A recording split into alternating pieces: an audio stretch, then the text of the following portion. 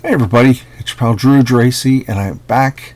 I wanted to profoundly thank all of you who have who sent their regards about my mother's passing. It was a tough 2 weeks, and it's such a different. It hasn't hit me yet, but I know there's a lot of well wishers and prayers and such, and that means a lot to me. And this, I'm sort of getting back in the saddle because I still have a lot of comics to cover from my 50 years of unwavering geekdom. So I'm going to focus on Walt Simonson's first run on Thor. And it was kind of a shock because Simonson was still, to me, he was fairly new. I mean, at DC he did some work because his stuff was idiosyncratic. It was very different. It wasn't the Marvel style. It was more of an artsy style. He did a few issues of a book called Atlas Unchained. He did he did Detective Comics with Manhunter, the background story, and some other stuff he had done. A little of everything, but it was not the Marvel way, so him getting on a Marvel book, he sort of got he dug his heels in. That's not the right phrase. He just went in, all in on the Marvel style, but without compromising his regular style. So, here we go. John Buscema had been drawing the book forever, and Sal had pitched in once in a while. And there was a time where Rich Buckler did the book for half a year around 1974. So, I guess, I don't know if it's Buscema or Sinnott. So what we get, though, is it's a Simonson and a Marvel thing. You have the Kirby tech, but you have these just magnificent angles. I mean, you're not really looking at that. You're looking here, and your eye takes you around to there, and you go there. And my first recollection actually was Rampaging Hulk magazine, the black and white magazine that came out, and he only stayed on for 2 or 3 issues, which was a drag, but it got me into his stuff. And I was not reading Thor at this time because he didn't do much with Earth. And so I felt like disassociated. I just and some of the stories were more like straight adventure and like completely humorless. And I'm not saying you have to do MCU ha ha ha humor, but it was just the Marvel age of grit teeth, as Fred Hembeck called it way back when. And so there were more plots. There wasn't so much character, not even like nuanced characters. There were plots that just happened to have Thor in the gang. So here we go. What's nice is I give Walt a nice welcome. In the immortal words of Irving Forbush Effendi, so be it. So Len Wein was writing this at the time. Tony DeZuniga embellisher. That means this was more a tight layout than full pencils to trace. So he had been doing the book before. Glennis Ween is a colorist, just because there wasn't enough room, I guess. John Costanza, legendary letterer, and a good cartoonist. So we're starting off. I wasn't buying Thor because it was over my head, and I just didn't feel it mattered. I picked this up first time ever because I loved the idea of the Enchantress and the Executioner fighting Carnilla and Balder. That was just brilliant. It was a great idea that Ween had to come up with. So you get that Kirby grandeur going. And Tony DeZuniga, at the time, I didn't like it either for the same reasons. However, also the paper was so poor, the printing was so poor, and his lines were so delicate that a lot of it dropped off, so it seemed like a bad photocopy of a comic. But seeing it on nicer paper, artists like him, Gray Morrow is another artist that they really should do a huge collection of his stuff, because his stuff was on newsprint, and it had so many halftones that were almost like going from 100% black to 10% gray, like details. So, but let's get down to it. Rocking and rolling. he's tapping into the Kirby, tapping into the John Buscema, so you don't feel a huge change in style. It's not jarring. And they are on. I love that thing. It's what do they call it? The Star. It's like a Starjammer or Starcraft. I think they call it a Starjammer. Maybe it was before. Yep, Starjammer. Okay. I love the idea that they're going through space. Okay, check it out. I love this combination of Balder versus Executioner. That is, gives it away that Simonson's just that very zigzagginess of it.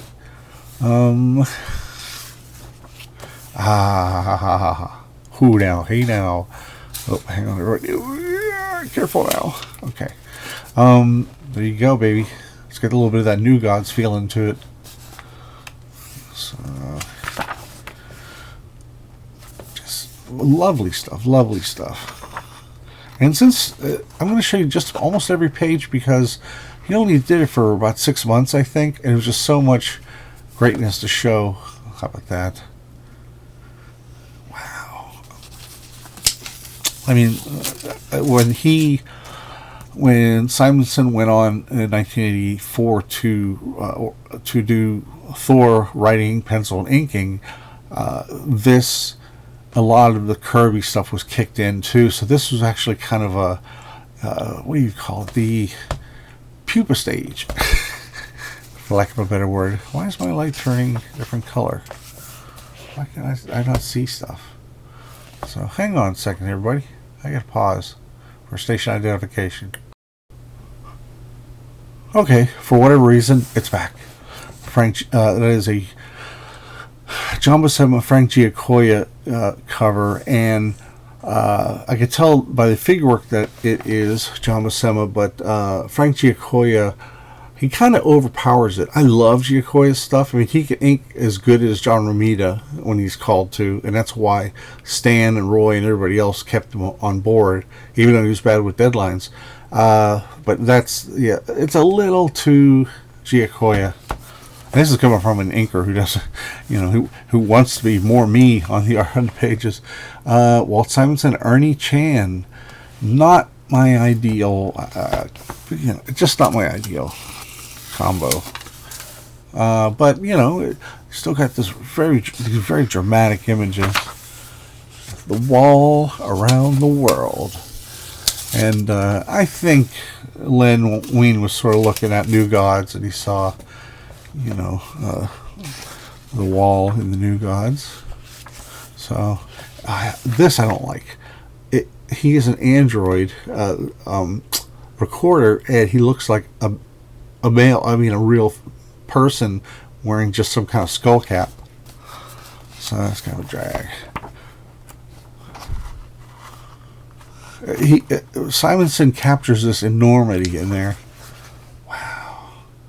It's still great, but it's just not my they work at cross purposes because Ernie Chan is big on halftones and just real kind of a different kind of uneven line work, uneven rendering style. And Simonson is 100%, pen. He's just like it's sharp. It's very. Abstract in a way, like he exaggerates the figures more, and like the leg would be a little more jagged, so it's a very odd combination. I'm not describing it well either. In other words, this stuff is like warm, and what Simonson does was cold. I mean, the people were as cold drawn as the buildings, but that was his language, which I liked a lot. So maybe I still didn't explain it right, but yeah,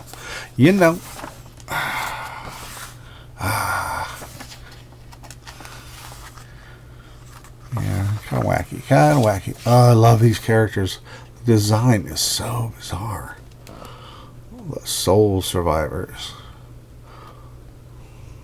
very elfin looking. I like the colors.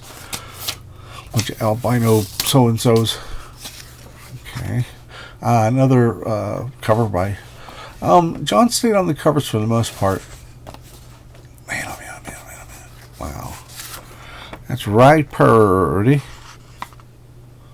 So there's the backstory that the villains, even though they're not villains, they're something, some kind of aliens with a design of how things should be. I don't know. I didn't reread the whole thing because there's a lot of rereading. There is Odin. Beautiful. I love those helmets.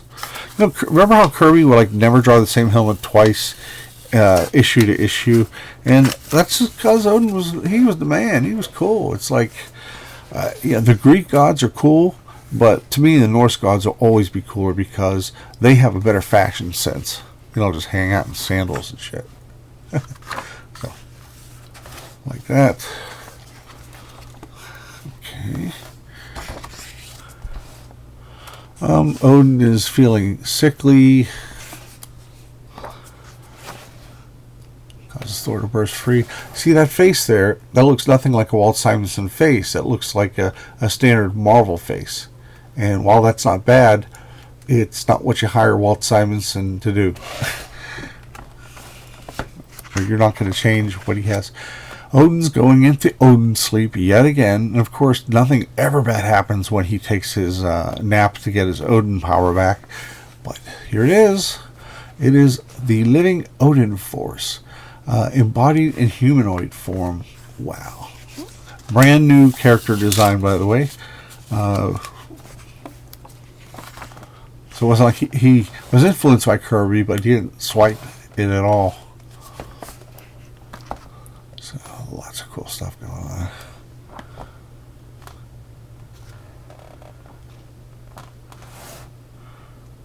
on. For some reason, Volstagg has part of... I don't know what he has. He has a part of the Odin Force. It's all very... when you're doing fantasy / science fiction, there's sort of you have to go along with it. And I haven't bothered to like reread how this all happened because it's comics. You know, the story's moving on. It doesn't seem unnatural to have these crazy random things happen that defy what we know, we mere mortals know, as plausible.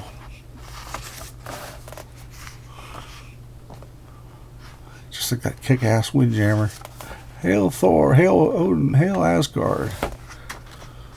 See, but while he was gone, that no good Nick Loki took over because he's like, take a nap. Not even half a page later, comes Loki. And what's great, very great about this is Simonson returned to do the original costume, or one of the early costumes that Kirby designed. All these years since Kirby left, he just had the big horns and a pretty basic, what you call, a bunch of triangles on his costume. This is so much better. So much better. So, Odin's not really into parenting, I don't think. You know, I just don't think he has that sort of, you know. Space Scooter. Love that. Let's get that John Buscema grandeur to it. And of course, it is kind of fun. The recorder's on a horse and he's like, statement, whoa, horse, whoa. I like that. I like it a lot. And Carnilla.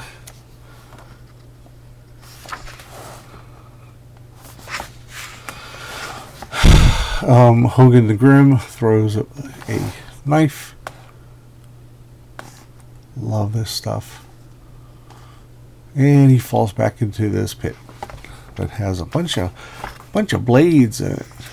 She goes to help him, trips over it, down she goes.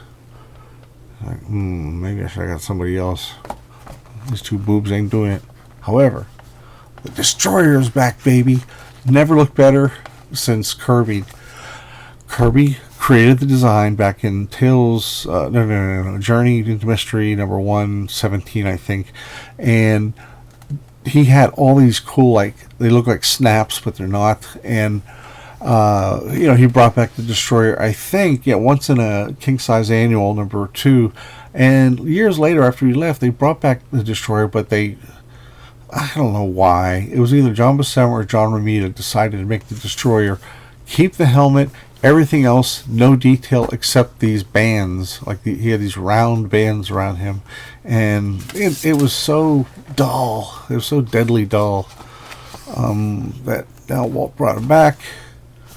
Now we got Joe Sinnott on the Inks, baby. And we're going back into this one. The Galacticus. Yeah, see that he talks about last appearance of Galactus in Fantastic Four.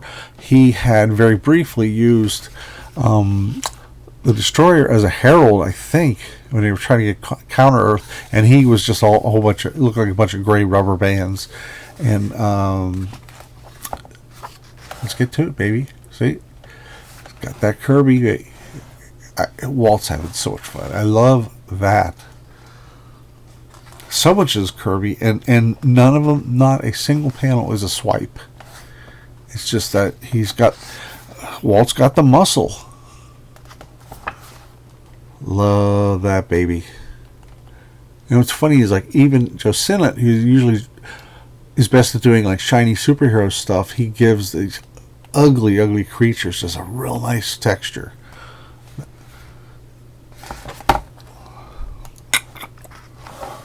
And for some crazy reason, the Warriors 3 think they can help take on the Destroyer. How about that? Puts you in mind of Rod and Friends, too. Just that feel. I don't know how you can do Kirby and not be influenced. I don't know how you can do Thor and not be influenced by Kirby. This is great. Whoever touches the Destroyer will end up in the body, because it's an empty husk that if somebody gets close enough, it will get its brain energy, as it was described way back in 1964. That it will activate the Destroyer and give him his own personality, and his job is basically to destroy. And however, with issue 300, you get an idea. It reveals why he ended up creating the Destroyer, Odin, that is. Man, that is so... Love that. Whoop.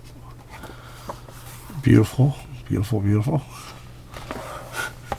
This guy runs away. Wham!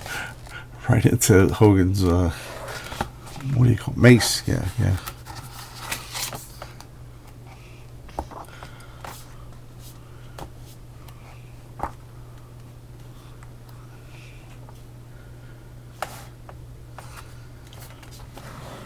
So it's about to kill Thor, but he hesitates.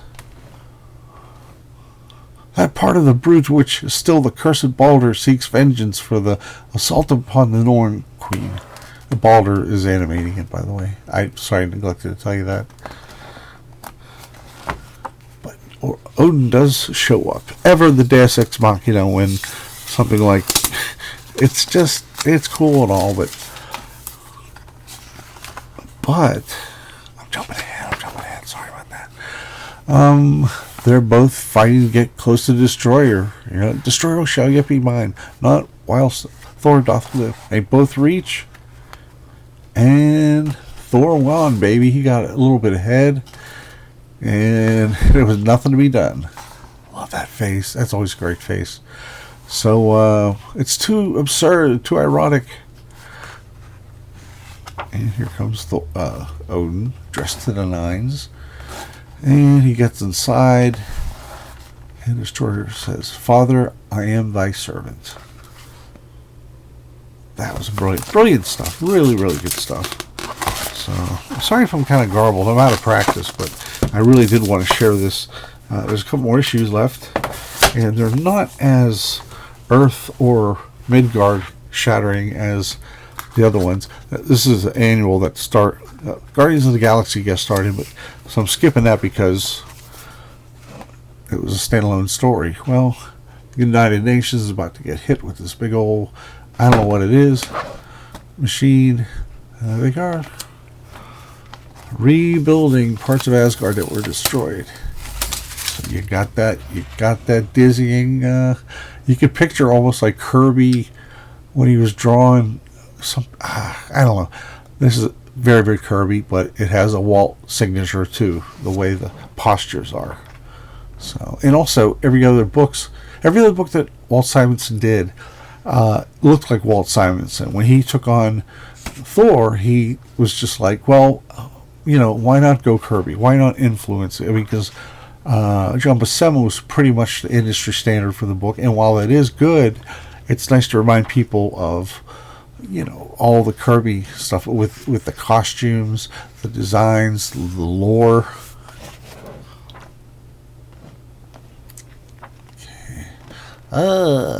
Damocles.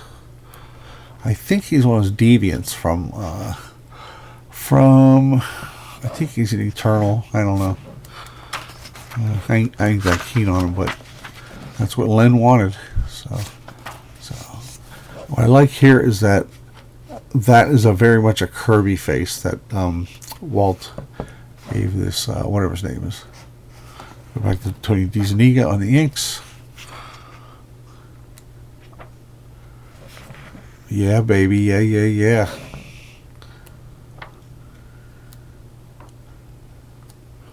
Really, really enjoyable. And I was back on Midgard, and there's a lot of stuff. It brings you back to be relating to him. The big epics before with Simonson, and even Buscema before that, there was some dead air, like in the early to mid 70s, where they were regurgitating a lot of the storylines. So, Stealthman of all people, I remember seeing this and thinking how ridiculous it was. I mean, a Daredevil took him out. So, but nice little human touch. And going back to the early days of Stan and Jack, him just hanging out with the people. The dreaded Stealthman. What are you doing to it? This is not the original armor. It has, let me guess, adamantium. Of course it has adamantium. Everything has adamantium. There is Blastar in the shadows. Although if you're a longtime fan, you'll know. And there he goes. Wow. My conversation on this episode is kind of, I know I sound like a real dullard, but that's only because I'm overwhelmed by the artwork. And I can't really add much to it.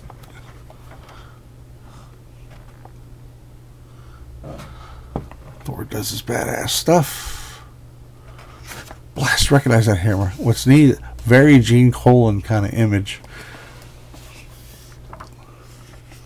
Wow. Do. Blastar.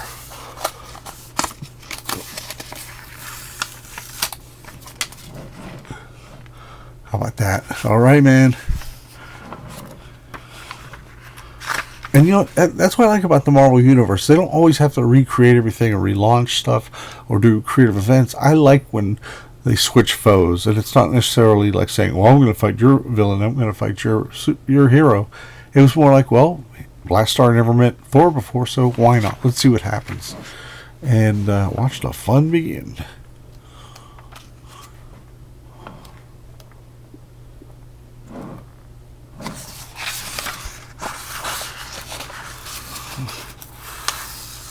So, well, Blastar ends up back in the negative zone.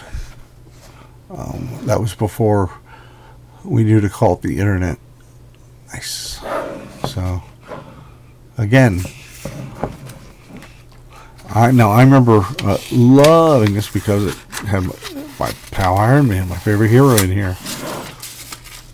And the other thing too is, not all there were still secret identities aplenty with all these people, these characters. I mean, excepting these, but Thor and Iron Man somehow knew each other's identities early on, and they kept it to each other. And I thought that was kind of cool, because there was a scene where somebody was at a hospital who Iron Man brought in, and Don Blake's talking to Tony Stark or Iron Man, and they're kind of muttering stuff that only they can talk about. And they said, well, everyone knows that Thor and Iron Man know their secret identities. And I kind of liked the idea of limited secret identities. So that's beautiful. Beautiful. Whoop. Almost cut off. See, I'm at the end of the trade paperbacks of the page. Good. Bring it on, Iron Man, baby. And that face is perfect. There we go. And I like the way it's inked, where there's this little kink on the cheek, and it's just artistic and, you know, interest. Come on. Well, now check out Iron Man. He is so Gene Colan in this issue. So Gene Colan. And I had asked Walt Simonson if that was his inspiration. He said, yeah. He goes, Colan was my Iron Man. So a lot of stuff going on. And as I said, no swipes. It's just he had it in his brain box how to do it. See, there's Don Blake with Iron Man, who drinks Iron City beer. So, wow. Oh my gosh. I would love to have this page. Whew. And there we go.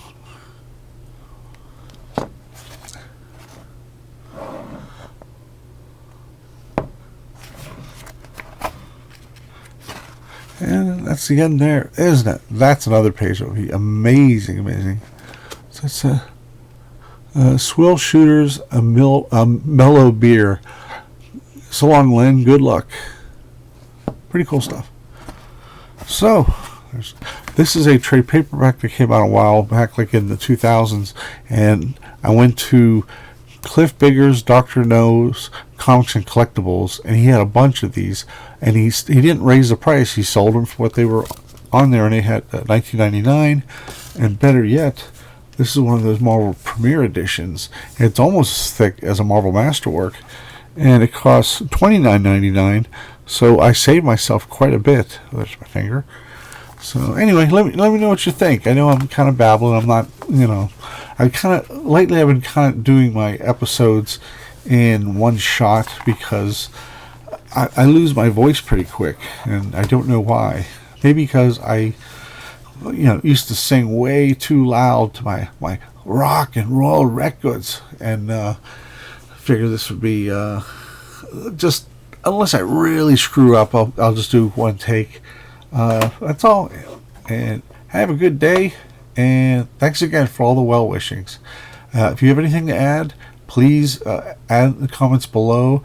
I don't do Wikipedia, only rarely, because I'd like to interact with the people who watch the videos. If they can correct me, or if they don't like this era, I don't mind.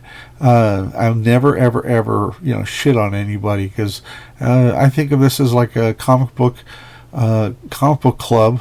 I belonged to the Pittsburgh Comic Book Club back in 1979. We were in the basement of Ides Comics and Collectibles, and it was neat. It had that nice little camaraderie, especially during back then. Geez, you dare not read comics, after a certain age, or it wasn't geek culture back then.